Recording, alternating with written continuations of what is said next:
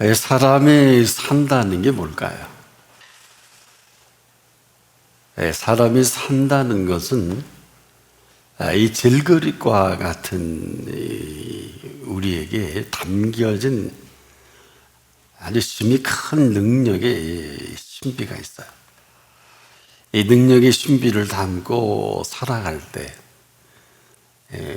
우리가 산다 그럴 수 있겠습니다.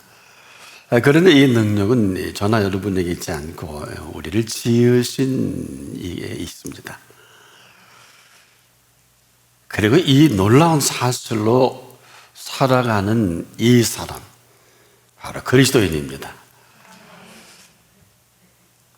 그런데 우리가 항상 이 사실 앞에 있음을 잊지 말아야 하는데 너무 쉽게 잊어버려요. 아주 쉽게.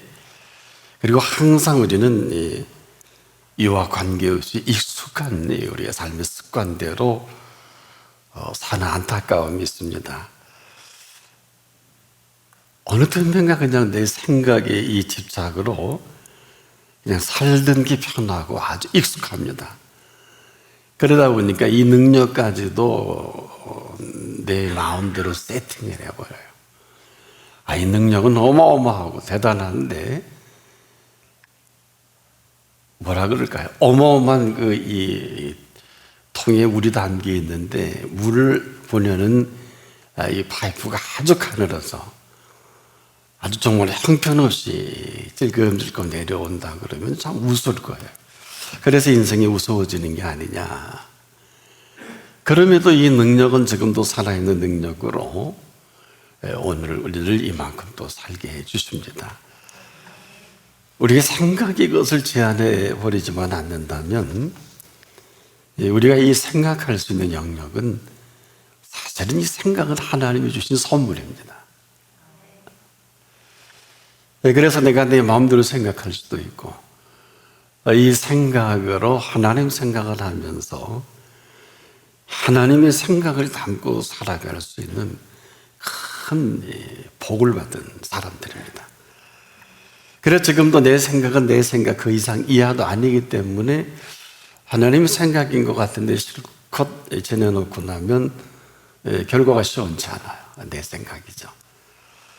그럼에도 이 질그릇과 같은 저와 여러분에게 이 능력이 어마어마한 이 능력이 신비한 이 보배를 담아주셨어요. 바로 이것을 예수 그리스도의 부활의 생명의 능력이다. 그래서 이 부활의 생명의 능력으로 오늘을 살게 하신 거거든요. 이 부활의 능력으로 저나 여러분이 살 수 없으면 그냥 살지 못하고 이로 인해서 어렵고 힘들고 괴롭고 또 비전도 없고 뭐 소망은 말할 것도 없겠죠. 그럼에도 이 생명이라는 것은 이 질그릇과 같은 이 저나 여러분에게 이러한 놀라우신 이 능력의 신비를 담고 살아가게 하신 이것을 그대로 살아가는 사람은 생명의 열매가 맺혀지는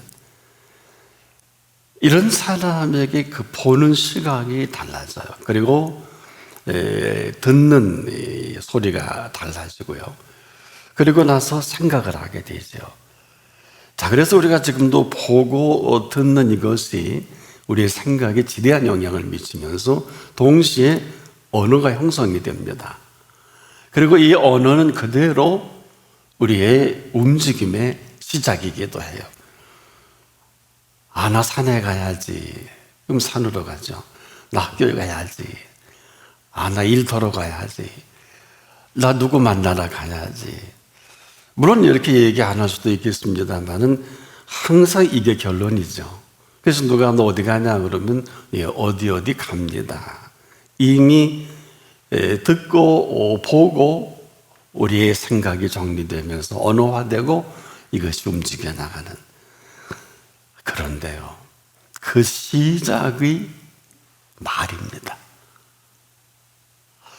이 사실로 살아가게 하는 이 언어, 이것을 아는 사람은 그렇게 많지 못해요.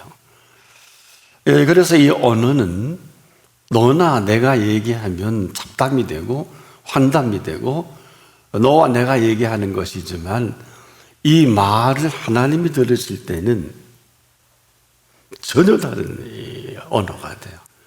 내 말이 내 귀에 들린 대로 행하리라 하신 언어로 바뀌었습니다. 이 권능의 말이 되게 되는 것이죠. 그러나 우리가 거의 수많은 언어가 형편없는 언어로 형편없는 삶이 되는 것은 이건 본인 몫이에요. 이 얘기는 지금도 뭐 말하는 대로 된다는 그런 얘기보다는 이 언어를 그분이 들으신다. 그래서 그 들으시는 그분이 우리에게 특히 그리스도인에게는 약속을 했어요. 맹세코 했습니다. 민수기 14장 28절을 보면 맹세코 너의 말이 내 귀에 들린 대로 행하리라. 이건 우리의 의지와 관계없이 오늘도 하나님의 살아계신 그 역사가 언어를 통해서 우리의 삶을 살아가게 해요. 그런데 말입니다. 그 사실은 참 신비로워요. 이게 무슨 얘기냐? 바로 이 사실을 사실로 살아가게 하신 이 생명은 두 가지로 요약이 돼요. 기쁨과 즐거움이다. 그래서 생명은 본시 이 기쁨과 즐거움으로 가득 채워진 생명이에요. 이 기쁨과 즐거움으로 채워진 이 생명의 신비를 우리에게 허락하신 거거든요. 뭐 그래야 되는 게 아니라 이 사실 때문이라도 이 생명을 살아가게 하신 그 두 축, 이 주신 생명의 기쁨과 즐거움이다. 그래서 이렇게 주신 생명을 우리가 기쁨과 즐거움으로 살아가는 우리들에게 먹든지 마시든지 무엇을 하든지 간에 이 기쁨과 즐거움이 아니면 아무것도 아니에요. 그래서 우리가 지금도 이 사실을 모르는 것만큼 무지한 것만큼 무식하게 되고 감격도 없고 감동도 없고 짜증이 나고 제가 이런 소리를 했죠. 짜증은 이 삶의 노예가 된 사람이다. 누구라도 짜증 낼 수 있어요. 그래서 이 짜증을 내는 건 자유지만 모든 게 다 노예가 되는 이러한 모든 것에 짜증이에요. 이 사람은 돈을 아무리 많이 쥐고 있어도 돈의 노예입니다. 아무리 좋은 건강도 건강의 노예예요. 아무리 좋은 자리를 앉혀놔도 그 자리의 노예가 돼요. 바로 이 사람에게는 생명과 전혀 관계없는 이런 거부가 되고 거절이 되죠. 이렇게 되면 심각하죠. 자, 이 먹든지 마시든지 무엇을 하든지 이 생명의 기쁨과 즐거움으로 먹고 마시게 한 여러분이 물 한 모금의 이 비밀이 어느 정도인 줄 아십니까? 누구나 다 물을 마셔요. 근데요, 이 물은 지금도 이 생명을 영유하게 하는 이 물이거든요. 한마디로 이 생명을 살아가게 하신 생명의 물을 먹고 마시게 한 이 물이란 말이에요. 그래서 이 물은 누구나 그냥 평범하게 마시고 살지만은 이 물을 주신 분을 생각하고 마시는 분은 많지 않아요. 자, 이게 뭐냐? 그냥 목이 마르니 물을 찾지 않겠습니까? 다들 그렇게도 살지요. 우리도 그렇게 산 사람들 아니겠습니까만은 다들 그렇게 사니 그런 줄 아는데 한 가지를 우리가 알지 못한 것은 이 생수를 공급하시는 분을 전혀 알지 못하는 거예요. 그냥 절로절로 먹을 수 있는 것처럼 생각을 하는데 절대 그렇지 않습니다. 우리가 이 매일 식탁에 앉아 밥을 먹는데 여러분 이 농부의 수고와 일을 잘하게 하시는 일을 생각하는 분이 몇 분이나 있겠습니까? 혹 농부를 할지라도 아무리 애쓰고 수고하는 영농 기술이 탁월하고 농사 기술이 대단해도 비나 또 바람이나 태양에 알맞은 조건이 아니면 절대 나라를 피울 수가 없지요. 그런 것처럼 우리가 지금도 이 물만 마시고 지금까지 살아왔다면 거기까지 아닐까요? 그런데 이게 물은 사람이 만들 수가 없어요. 혹시 H2O는 화학적 기호로 가능할는지 모르지만 이런 증류수는 생명을 살릴 수가 없어요. 그래서 인간이 물을 만들 수가 없어요. 절대로 사람이 만든 물로는 생명되게 살아가지 못하지요. 생명만큼은 지금도 이 생수로 이 생명을 살아가죠. 그지? 뭐 의학적인 우리가 근거를 우리가 갖지 않더라도 되게 아주 훌륭한 의사 선생님들은 좋은 물을 마십시오. 그리고 항상 아침에 저녁에 미지근한 물로 아주 그 물에 대한 아주 귀중한 얘기를 하죠. 인간의 많은 그 3분의 수분으로 채워졌기 때문에 이런 개념이 아니에요. 한마디로 이 생수가 아니면 나나 여러분은 생명을 살 수가 없어요. 자, 보세요. 모든 음료는 물로 만들어집니다. 과일의 수분은 물로 공급이 되죠.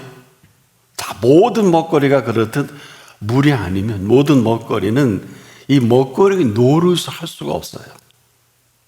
이 물이라는 게 이런 겁니다. 그래서 이 물을 그냥 생수일 수밖에 없는 것은 이 생명을 지탱하게 하는 생명수라고 하는데 이의를 제기할 사람은 없어요. 심각한 거는 이것을 알고 살아가는 사람과 모르고 살아가는 사람이 혹 있을 수는 있겠지만은 어쨌거나 이 생명수 없이는 우리는 살 수가 없다. 여러분, 사막화가 뭘까요? 사막화예요. 원래 물된 동산이었는데 한마디로 물이 빠지고 물이 없으니까 사막화 현상이 나타나죠.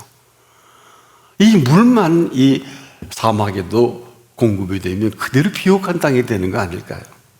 그래서 지금 물은 지금도 이 생명을 영위하고 책임을 지는 생명수입니다. 자, 그런데 이 육신이야 이 생명수로 가능하지만 영은 그렇지 않아요. 영은 이 영의 양식인 생명의 말씀이, 즉 영원한 생명의 말씀이 아니고서는 이 영은 살아갈 수가 없어요. 근데 우리를 영적인 존재로 지으셨거든요. 바로 영적인 존재는 우리를 지으신 그 말씀으로만이 가능합니다. 그래서 그 말씀이 먹지 못하는 사람은 육은 건강하고 혼적으로는 대단하게 보여도 항상 가을이 되면 헛헛하고 가을엔 떠나지 말라고 그러고 하얀 겨울에 떠나라 그러고 또 겨울 오면 또 겨울에 떠나지 말라고 그러고 그러다 세월 다 가버려요. 그렇지 않습니까? 왜? 헛헛해서.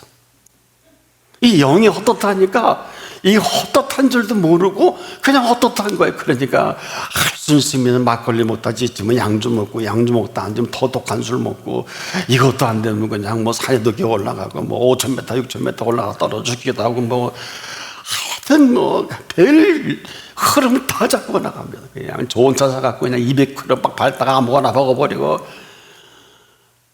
술 취한 사람이 그런 것만은 아니에요. 여러분, 이게 평범한 게 아니에요, 이게. 여러분, 이 생명을 담고 살아가는 이러한 신비와 비밀 속에 이 허접스러운 인생은 아니란 말이에요. 근데 여러분, 뭘 모르는 사람이 이렇게 살고 뭘 모르는 사람이 돈을 지어주면 일만 하게 그냥 뿌리가 되는 거예요, 그냥. 이건 볼 것도 없어요. 여러분, 왜 그럴까요? 천지 창조는 그 말씀으로부터 창조된 것입니다. 그래서 히브리 기자는 이것을 아주 간단하게 믿음으로 모든 세계가 하나님의 말씀으로 지어진 줄을 우리가 아나니, 이제 아는 사람끼리 이렇게 정리를 한 거 아니겠습니까? 근데 이 근거는 창세기 1장 26절로 21절에 보면 우리가 하나님의 형상대로 사람을 짓자. 한마디로 말씀으로 우리 인간도 창조하신 하나님이신데 우리가 조금 정말 그럴까 하지만 이렇게 정리하면 쉬워요. 자, 죽은 지 사흘씩 돼서 썩은 시체를 향해서 예수님이 이름을 불러가면서 그 시체를 향해 얘기하니까 죽은 자가 살아납니다. 말씀 한마디로. 그래서 그 말씀으로 지어놓으신 인생이기도 합니다. 너무 복잡하게 생각하지 마세요. 한마디로 이 천지창조의 시작은 그 말씀으로 지어진 이 모든 신비 속에 지금도 그 말씀은 죽은 자를 살려내시고 모든 그 병든 자들을 그 말씀으로 못 고치신 병이 없기 때문에 우리는 근본 치료 의학으로 고치셨다. 그러나 예수님은 의사는 아니세요. 예수님은 오늘도 저나 여러분의 구세주고 생명의 왕이시고 하나님 아버지시거든요. 그래서 우리가 그분 앞에 나올 때 눈을 떠라, 자세 똑바로 가져라 하는 거는 여러분 진호만 쓰고 주어만 대단하신 그분 앞에 우리가 아마 대통령을 만나러 가도 뭐 그렇게는 자세는 눈 껌뻑껌뻑하고 있지는 않을 거예요. 그렇죠? 아마 비서관들이 야, 쟤 내보내. 안 되겠다. 다음에 오라 그래. 다시는 안 부를 거예요. 자, 우리가 하나님 앞에 나왔다는 것은 이렇게 우리의 모든 것에 지금 모든 것을 얼마든지 지금도 알파와 오메가를 오늘 창조하실 그분 앞에 오는 거예요.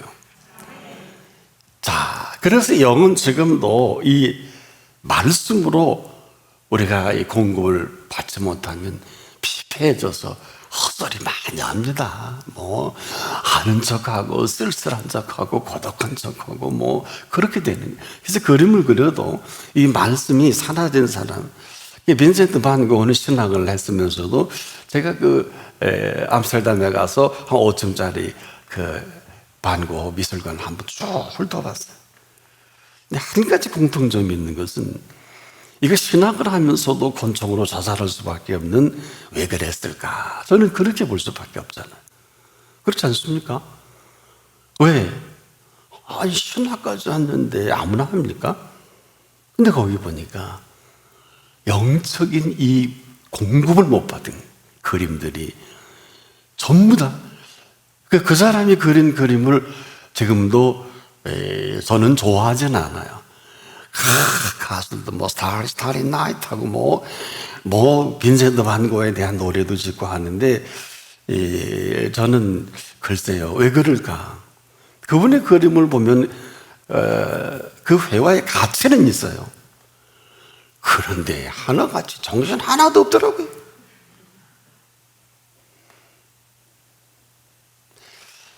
그건 공통점이에요. 우리가 영적인 여러분 장프랑스와 밀레가 원래 누드 화가였지 않겠습니까? 그러다가 왜 그가 그 만종이라는 그리고 또 이삭을 줍는 사람들 이런 그림을 왜 그렸을까요? 눈이 열려지고 귀가 열려지고 생각이 바뀌면서 아 이건 아니다.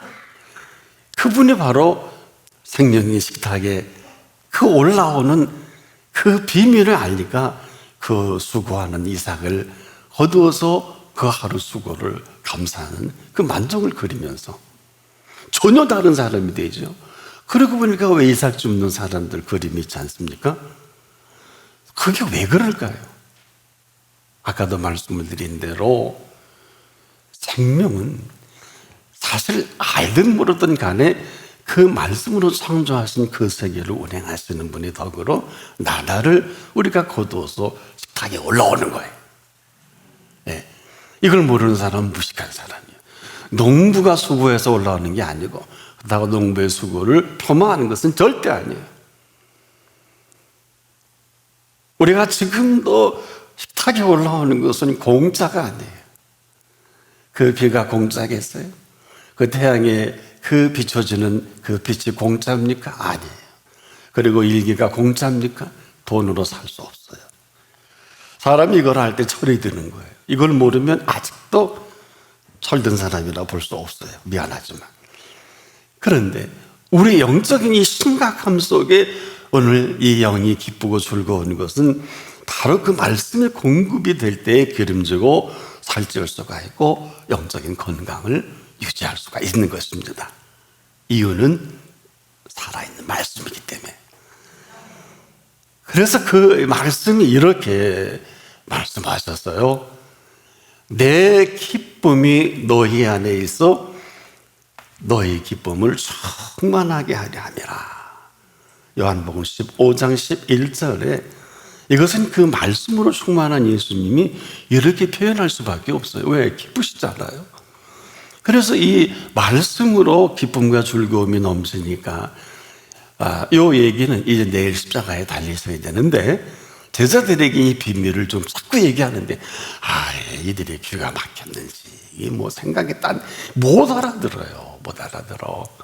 이게 만약에 알아들었으면 그 예수님이 십자가 질 때 기쁨과 즐거움으로 그 옆에 있어야 되는데 멀쩡히 있고 그래도 거기서 한번 자기를 그렇게 구원해 주신 그 얘기는 한마디 해야 되는 거 아니야? 아니 십자가상의 우병강도가 할 얘기입니까?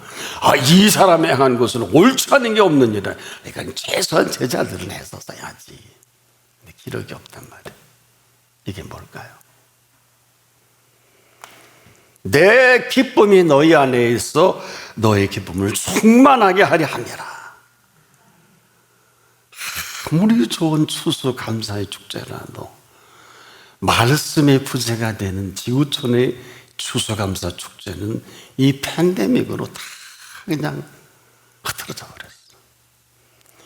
이 말씀의 기쁨과 즐거움이 이 말씀에 충만한 이런 나달의 풍요로운 가을거지가 아니면 이것은 아무것도 아닌 사실을 이번에 하나님이 메시지로 주신 전 세계 추수감사의 축제가 아니냐. 여러분, 우리가 지금도 산다고 하는 것과 죽는다는 것은 그리스도 안에서는 그렇게 대단한 일이 아니에요. 왜? 부활의 생명으로 부활하시기 전에 왜 나사로를 썩은 시신을 향해 나사로야 나오라고 살려냈을까요? 교과서예요, 교과서. 근데 나사로는 또 죽어요. 하지만 예수 그리스도 안에서 피값으로 얻어낸 생명은 살고 죽는 일이 그렇게 대단한 일이야.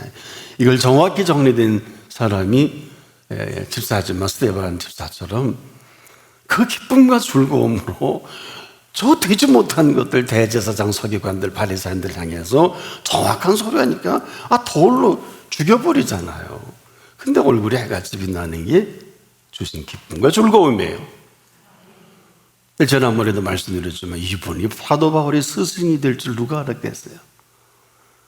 바로 사도행전 7장의 전부가 바울의 생애를 온전히 세워가는 신학적이고 성사학적이고 그리고 신학의 모든 것이 됩니다. 이게 바로 그 기쁨과 즐거움으로 세팅된. 그래서 내가 다시 만나노니 기뻐하라 하는 거는 그래야 되는 게 아니라 사실은 우리가 그래요. 병든다고 다 죽는 건 아니에요. 또 안 죽을 이유도 없어요. 그런데 다 여기 병든 분도 있고 다 그렇습니다만은 문제는 견디어낼 힘이 있으면 백수를 누리는 거예요. 병은 그런 거예요. 그래서 의사들이 좀 떠드는 의사들은 죽을 병이 걸린 사람 보고 할 수 있는 표현이 의사들은 정상치료 이야기니까 근본 치료는 모르니까 그냥 암가 사세요. 그러지만 저는 예수님과 살래요. 근데 할 소리가 그것밖에 없어요. 왜? 그렇다고 맨날 싸우다 보면 일찍 죽잖아. 그러니까 개 비율 맞춰줘라. 그래서 난 동의 못해. 난 못 맞춰. 우리 집사람이 한 2번 죽으라 하며 걸리는 걸 함께 제가 기도하면서 보니까 비 맞추면 안 돼. 견뎌내야 돼. 싸워야 돼. 예수의 피로 싸워야 돼. 그러니까 살려내시더라고. 그걸 저는 집사람을 통해서 함께 하나님의 손길을 만납니다. 안 그럴 수도 있어요. 다 살라는 법은 아니에요. 그러나 특별한 이유가 없는 한 죽을 때 죽더라도 살아나는 게 맞아요. 얼마 전에 어느 집사님도 암 때문에 막 심각하게 기도하러 받으러 오셨더라고요. 종합병원에서 암인데 심각한가 봐요.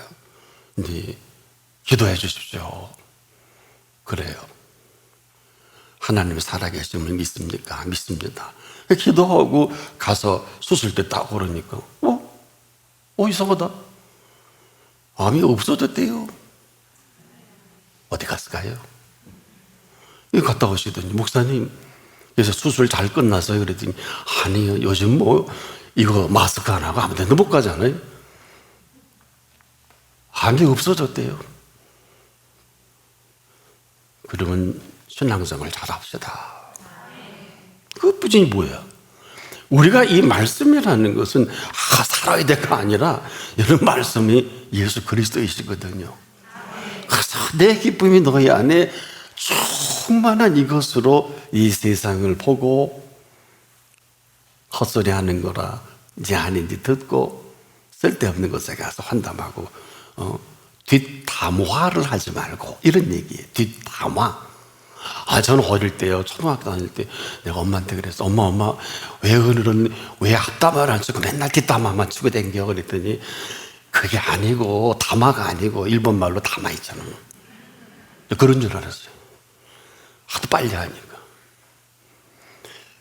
우리가 지금도 그 말씀의 충만으로 오늘을 보는 사람은 살아계신 그 역사를 봅니다. 혼란스러운 게 아니고 혼동하는 게 아니에요. 그래서 이사야는 45장 19절에 그랬어요. 너희가 나를 헛되이 찾으라 이르지 아니하였느니라. 한마디로 이것은 혼동 중에 찾을 때가 아니다. 그래서 개정개혁판에는 이것을 혼동 중에 찾지 말라 이렇게 얘기했죠. 즉 우리가 혼란과 혼동 중에 이것은 뭐예요? 의가 아니고 불의가 되니까 이것은 정직이 아니고 거짓된 모습으로 찾다. 요즘 이런 게 얼마나 많아요. 원래 법무부가 정의부거든요. 그걸 우리말로 그냥 법무부. 근데 가장 불의한 부서가 됐잖아요. 그러니 백성들이 그렇게 흉보는데도 법무부 장관은 철이 없는지 참 여자가 일찍 철이 들어야 되는데 아직도 그 철없는 소리 하고 있네요. 이 철없는 소리 하다가 혼 한번 날 겁니다만은 이게 의가 구성이 돼야 되는데 불의로 의롭다고 그냥 그 참 지나가는 개도 웃을 일인데 어느 때까지 그러는지 모르겠어요. 바로 우리가 의를 구한다고 하면서 불의한 우리의 모습을 너희가 나를 헛되이 찾으라 이르지 아니했다 이렇게 말씀하시는 거란 말이에요. 이 얘기는 무슨 얘기일까요? 지금도 우리가 내 중심으로 하나님 뜻대로 산다고 하면서 전부 됐습니다. 참 이렇게 사람들이 신앙 상담을 해놓고 보면 내가 하나님 뜻대로 살려고 했는데 이렇게 어렵고 저렇게 어렵고 이런 얘기를 가만히 얘기를 제가 다시 한번 얘기해 보세요. 그러면 또 다시 쭉 얘기하다가 아이고 목사님 이게 내 욕심이었네요. 이런 분 참 많아요. 또 상담을 하다가 아직도 응답이 안 됐습니까? 하고 다시 처음부터 어떻게 기도하고 어떻게 했나 얘기해 보세요. 그러면 또 실컷 얘기하시다가 스스로 알아요. 이건 내가 정욕이었네요. 그래요. 제가 답 안 줘도 돼요. 아무리 구하다 지쳐서를 찾아와요. 목사님 기도해 주세요. 네, 다시 한번 말씀해 주실래요? 하고 차근차근히 얘기해 주세요. 하고 얘기하다 보면 제가 이생의 사랑에 너무 빠졌네요. 하고 스스로 답을 얻을 때가 너무 많아요. 이 얘기가 무슨 얘기일까요? 우리가 지금도 하나님의 뜻을 구한다면서도 철저히 내 생각에 혼동과 혼란스러울 때 하나님의 뜻이 동의로 가라고 할 때 서가 좋거든요. 그래서 하나님 서로 가게 해주세요. 동의하네요. 그러다가 자기가 위로해. 자기 영에 빠지는 경우도 있거든요. 그래서 결국은 서로 가라 하신다. 스스로 이렇게 생각할 때가 참 많아요. 이게 혼동이거든요. 근데 이 혼동이 왜 심각하냐 하면요. 좋은 것을 좋게 여길 줄 모르는 혼동을 말하는 거예요. 귀한 것을 귀하게 여길 줄 모르는 혼란이고요. 근데 여러분, 좋은 것이 뭘까요? 좋은 것은 그 기쁨입니다. 귀한 것은 그 즐거움이에요. 이것은 형이상학적인 부분을 얘기하는 게 아니에요. 이 삶의 실체입니다. 그 기쁨과 그 즐거움을 상실하면은요, 불의할 수밖에 없고요. 이 거짓된 기쁨과 즐거움을 향해서 흔히 그러죠. 술 한잔 먹는다, 즐긴다, 논다. 이게 사실 깊이 들어가 보면 재미가 없어요. 이건 억지로 거짓된 기쁨과 즐거움을 창출하는 거거든요. 그 몸성하지 않지요. 재산 탕진하지요. 쓸데없는 일을 벌리죠. 그럼에도 위로 주시는 기쁨과 즐거움은 어떤 것이냐? 이러한 상대적 기쁨과 즐거움이 아니라, 수평적인 기쁨과 즐거움이 아니라 수직적인 위로부터 주시는 기쁨과 즐거움은 한마디로 모든 혼돈과 혼란에서 자유롭습니다. 어느 때부터? 바로 오늘도 그 말씀이 들려져야 돼요. 왜? 그 말씀이 들려지지 않으면 그 인도는 없어요, 여러분. 근데 의의도 없지요. 정직함도 사라졌지요. 오직 남은 건 불의와 거짓뿐이란 말이에요. 왜? 항상 우리가 스스로 그래. 아니야, 다 그렇게 살아. 나 그렇게 살 수밖에 없어. 그런데 아닌 걸 내가 알거든요. 이거 얼마나 깝깝스럽겠어요. 밤잠 못 잡니다. 그리고 세월이 그렇게 속상해요. 여러분, 정상적인 그리스도인은요, 가는 세월이 즐겁습니다. 대단한 사람이 아니에요. 왜 가는 세월이 애틋해야 돼요? 무슨 소리예요? 어느 사람은 아무나 그렇게 돼요, 목사님? 아니요, 아무나 그렇게는 안 돼요. 자, 세월을 아십니까? 세월을 아십니까? 모세가 생애의 마지막 정리한 세월을, 이스라엘 백성을 보고 이렇게 세월을 정리합니다. 우리의 모든 날이 주의 분노 중에 지나가며 그랬어요. 우리의 모든 날이, 이스라엘 백성을 보고 나서 주의 분노 중에 지나가며. 근데 우리는 무슨 소리야, 인생은 살만하고 행복할 특권이 있고, 그래도 돈 버는 맛이 있고 자식 키우는 맛이 있고, 시집장가 들여서 후손 보는 맛도 나고, 그저 보니까 젊어 보이는데 내가 60이요 손 봤다고 자랑하길래 아무 소리 안 했어요. 나하고 무슨 관계 있어요? 자기 손 본 거하고 내 손 본 거하고. 그래서 아무 소리 안 했어요. 손자를 보고 책임을 질 줄 알아야지. 아무나 아브라함이 손자 볼 줄 몰라서 그렇게 고생했겠습니까? 얘라, 한번 만들어 보자고 사라 쿵짝쿵짝 만든 게 이스마엘 아니요. 그것 때문에 얼마나 피눈물을 흘립니까? 손 아무나 보는 게 아니요. 철없는 애들이 그냥 아무렇게나 몸 섞어서 그냥 결혼시켜주는, 어쩔 수 없이 하지만 이게 정상이에요, 이게. 말이 바른 말이지. 이래서 세상이 어렵고 시끄러운 거예요. 복잡해지고. 그럴 필요가 없는 거예요. 예수를 믿으면 아브라함의 생애만 깊이 연구해도, 그렇다고 아브라함처럼 25년을 기다려야 될지, 아니에요. 더한 사람도 있어요. 그건 몰라요. 그건 우리가 알 수 있는 내용이야. 정확한 거는 하나님은 약속의 하나님이시고 하나님은 그 약속을 지키신 하나님이기 때문에. 신실하고 진실된 하나님의 사람들은 이 문제를 신실하고 진실되이 조명하고 인도받는 것을 말하는 거예요. 왜?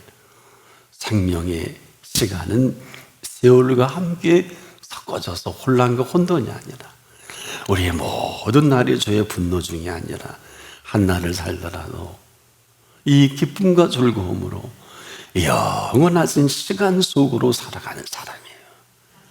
그래서 이 사람은 가는 세월이 즐겁습니다. 왜 그러냐? 그 나라 갈 거 아니에요? 아니요. 지금의 모든 시간과 공간이 그 나라의 기쁨과 즐거움으로 충만한 사람이에요. 그런데 내일이 두려울 이유가 뭐 있겠습니까? 그래서 영어에 원래 말로인데 to라는 투용법에서 tomorrow예요. 이건 오늘과 떼어놓을 수 없다는 내일이라는 거예요. 그래서 예수님은 내일 일을 염려하지 말라고 이렇게 당부하신 게 한날의 괴로움은 그날의 족하니라. 이것도 모르고 사는 인생이 뭘 내일을 산다고 내일의 계획을 하고, 절대로 여러분이 준비된 내일과 인생의 마지막은 절대 안 옵니다. 그래서 그리스도인은 노후를 준비하지 않아요. 그러면 그리스도인은 노후를 준비하면 안 됩니까? 이런 얘기가 아니에요. 그리스도인은 노후를 준비하지 않고 오늘을 준비합니다. 오늘이 노후예요. 내일도 오늘을 준비하세요. 지금까지 우리의 작품이 이렇게 형편없다면 초라하게 그지없는 졸작을 만들었잖아요. 하루를 살더라도 그분의 작품 명작입니다. 가장 탁월한, 정말 형편없고 아무것도 모르는 나를 오늘도 불러주신 이 인생의 허무의 강가에서 뭐라고 말씀하신 걸 아십니까? 놀라지 마세요. 나의 사랑이라 그랬어요. 나의 어여쁜 자라 그랬어요. 그리고 너는 내 사랑이라 그랬어요. 알긴 아십니까? 그리고 그분의 사랑으로 내가 너를 위하여 만든 내 사랑의 뜰을 나와 함께 거닐면 어떻겠냐. 그리고 이 뜰도 부족해서 아예 동산을 만들어 놓으시고 나의 기쁨이다. 그래서 여러분, 이 기쁨이 넘치는 그 동산에서 함께 거닐자는 거예요. 그래, 이렇게 살자는 거예요. 나의 사랑, 나의 어여쁜 자야, 일어나서 함께 가자. 바로 그 동산, 그 사랑이 완성한 그 동산으로 그 기쁨과 즐거움을 함께 나눌 이 동산을 그분이 지어놓은, 우리는 지을 수가 없어요. 그래서 이 사랑의 기쁨에 넘쳐나고 이 기쁨이 넘쳐나는 이 동산에서 산다는 게 즐거움이에요. 그런 거예요, 인생이. 그래서 여러분, 이 기쁨의 동산을 거닐다가 그 손을 붙잡고 그 사랑의 집에 데리고 가고 싶으셔서 이것을 기쁨의 동산을 준비해 놓으신 삶의 완성이다. 그런 거예요. 싫으세요? 수많은 그리스도인들을 보면서 안 됐어요. 여러분, 이렇게 못 사는 게 얼마나 힘드세요. 한마디로 그 기쁨과 즐거움으로 잘 갖고 오는 그 기쁨과 즐거움의 동산이 에덴 동산이거든요. 그래서 에덴의 이 동산을 기쁨의 동산이다. 에덴이 기쁨이라는 뜻 아니고요. 이 삶의 완성한 이 비밀을 오늘 이렇게 말씀하신 거예요. 우리가 이 보배를 질그릇에 가졌으니 이 능력의 심히 큰 것이 하나님께 있고 우리에게 있지 아니함을 알게 하려 함이라. 우리가 사방으로 우겨쌈을 당하여도 쌓이지 아니하고 답답한 일을 당하여도 낙심하지 아니하며 핍박을 받아도 버림받지 아니하며 거꾸로 트림을 당하여도 망하지 아니하고 우리가 항상 예수 죽인 것을 몸에 짊어짐은 예수의 생명도 우리 몸에 나타나게 하려 함이라. 우리 산자가 항상 예수를 위하여 죽임에 넘기움은 예수의 생명이 또한 우리의 죽을 육체에 나타나게 하려 함이라.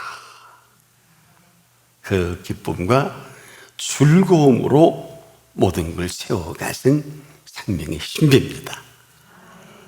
이런 삶의 신비로 오늘 이후로 살아가기를 바랍니다. 기도하겠습니다. 오늘도 다시 저희들을 이 기쁨의 동산에 초대해 주신 주님, 우리 눈이 멀고 귀가 다치고 생각이 마비가 돼서 늘 이 세상에 있는 염려와 근심과 걱정을 떨쳐버리지 못하는 저희들을 다시 동산에 불러주신 주님, 이제 오늘도 이 질그릇과 같은 우리 속의 능력의 힘이 큰 곳으로 체험받아 살아가게 하소서. 예수님의 이름으로 기도합니다. 아멘.